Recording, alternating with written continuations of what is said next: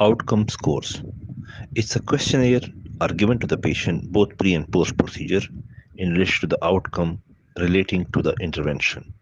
We need it for research, quality improvement, audit, and economic evaluation. How to choose it should be reliable, valid, and with similar patient demographics. There can be two types: patient reported outcome score, clinician based outcome scores. Patient related outcomes score. These are patient specific, disease specific as well.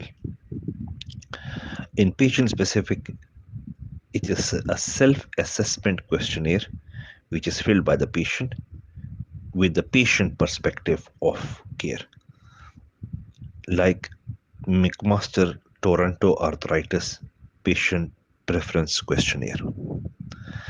Then it can be disease specific, like Harris-Hip score, scored from 0 to 100 with pain, function, activities, and clinical examination findings. Then it can be generic, like SF36 score. Look at the long-term outcome. Then is the region specific, like Oxford Hip score and Oxford Knee score.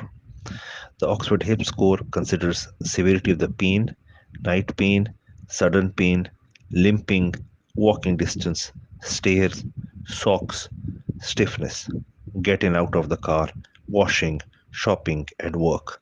The score is 0 to 48, less than 20 indicates severe hip arthritis.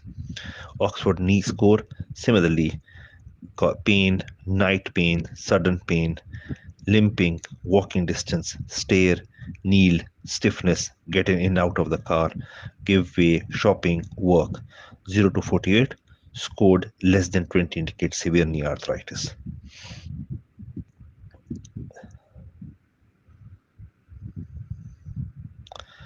A lower patient-related outcome score at 6 months post-op, it predicts increased risk of revision in 2 years. Similarly are the constant Morley score and DASH scores.